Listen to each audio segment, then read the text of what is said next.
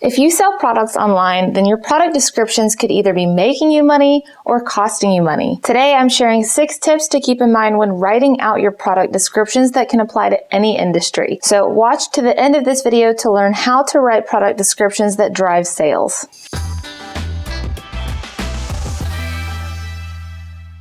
What's up, everybody? Welcome back to the channel. I'm Brandy with Life Marketing, the digital marketing agency with a mission to help small businesses grow. Before we get started, go ahead and like this video for me, subscribe, and hit that notification bell so you don't miss out on any of the videos that we put out every week to help small business owners grow. All right, let's jump in with tip number 1, address your target audience directly. If you've seen a handful of our videos, you've heard us preach about how you need to address your target audience's goals and pain points. If you don't know what your audience's goals and pain points are, watch this video next. But essentially, it means talk to your audience, don't talk about your company. And this same principle applies to your product descriptions. Your descriptions should feel authentic and organic, like a human wrote them, and they should directly address the things your audience cares about as it relates to the product. If you don't know what those things are, that's where a researched list of your audience's goals and pain points comes in handy. Your product descriptions should allow the customer to see how this product would make their life better or easier, and the rest of the tips in this video are going to show you how to do that. So tip number 2 is to focus on the benefits, not the features. Once you've got your list of customer pain points and goals nailed down, this step becomes infinitely easier to do. So let's look at a few examples. If you sell hair care products for curly hair,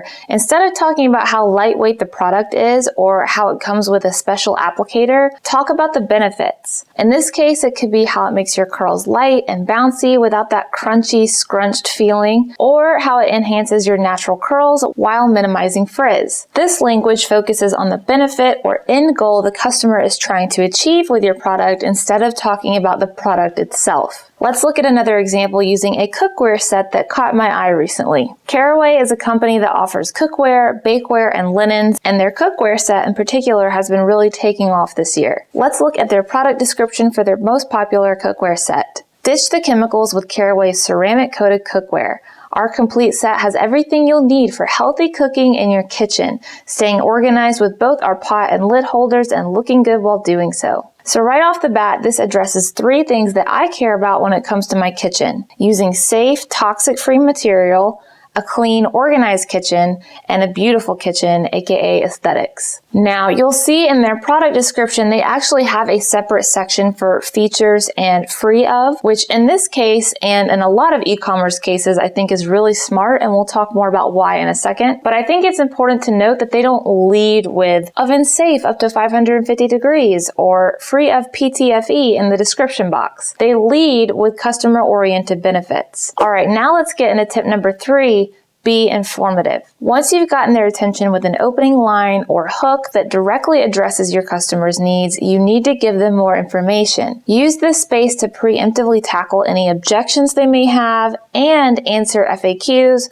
or frequently asked questions. Rolling with the Caraway cookware example, this is what they do in those other 2 tabs we mentioned, their features and free of sections. For instance, if they got someone's attention with the verbiage about ditching chemicals and healthy cooking, that person will probably want to know more specifically how and why this cookware is safer and better. The free of section tells the customer upfront about the toxic materials that their set does not contain. Someone who is interested might also have general questions before buying, like, is this set compatible with a gas stove? Are the pots and pans non-stick? Etc. Caraway answers questions like these up front in the features and materials section, allowing viewers to come to a conclusion in their buying decision quicker. Examples of what this could look like for other industries include listing every common measurement you can think of for an article of clothing and doing so for each size that you offer it in, or giving the dimensions for a piece of furniture, along with instructions on how to take care of it or clean it. I just recently made a video on how to sell your product or service, and in it I talk about making a list of your customers' objections, pain points, and goals. So if you watch that video and you have that list, that makes this step in writing your product descriptions a whole lot easier. All right, now before we move on to tip number 4, first here is a quick message from Morgan about our new live program. Hello!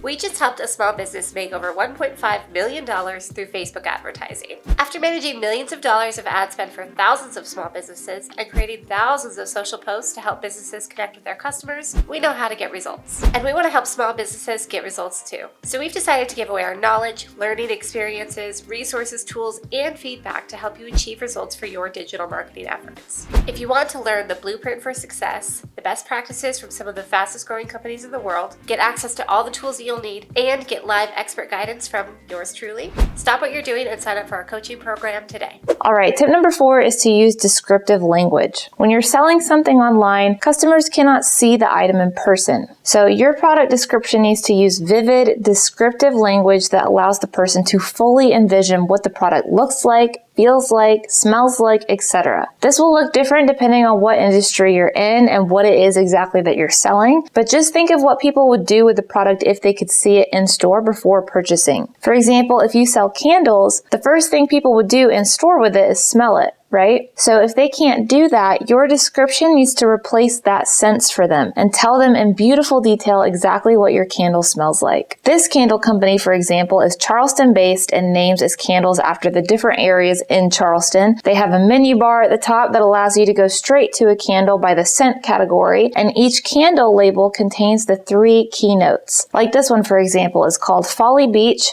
and the keynotes are citrus, sea salt, and jasmine. So you can see at a glance what the candle will smell like, but then the product description takes it even further. This candle will fill your room with that fresh sea air musk that will take you back to memories of building sandcastles and body surfing in no time. And then below that, they have the full note profile. So beyond just saying, it smells citrusy, they really immerse you in their Charleston world and help you envision exactly what this candle would smell like. If you sell clothing, describe how the item feels, both physically with how soft it might be, as well as emotionally with how good it makes you feel to wear it. If you sell home decor items, paint a picture of the ambiance this item creates in a home.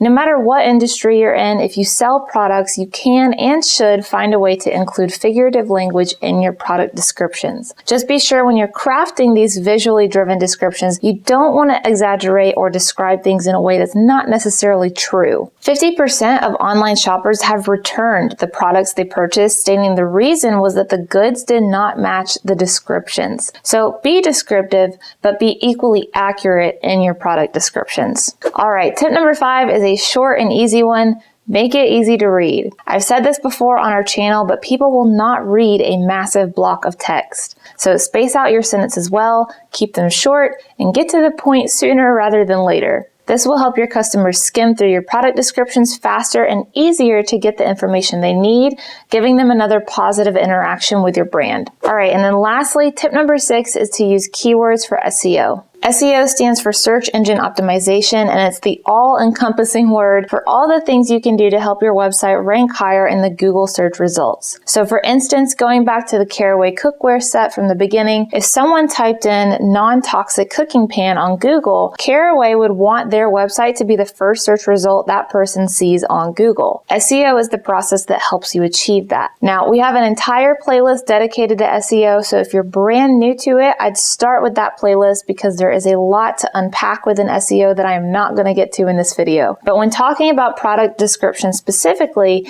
it's important to remember to use strategic keywords in them for the purposes of SEO. Keywords are the search terms people enter into Google. So in the example from before, non-toxic cooking pan would be the one keyword. And if you want your website to appear when that keyword is searched, you need to have that keyword sprinkled throughout your website. In order to execute this step effectively, you'll want to first do some keyword research to understand which keywords have a high search volume, because you don't want to optimize your descriptions for keywords that nobody is searching for on Google. That won't help you draw any new qualified visitors to your website. Once you've got a list of relevant keywords with a decent search volume, then you can work them into your product descriptions as organically as possible. And those are my 6 tips on how to write product descriptions that drive sales. Now, some of you may be wondering, what about the product images or reviews? While those components are important and should be included with thought, they're technically separate from the written product descriptions. And studies have shown that the most desired types of information that consumers seek about the products that they view online are product descriptions first at 76%, then reviews at 71%, and images at 66% in that order. So make sure you're building your product descriptions with these 6 tips in mind. Otherwise, that wraps up everything I have for y'all today. Please leave a comment if you have questions about anything.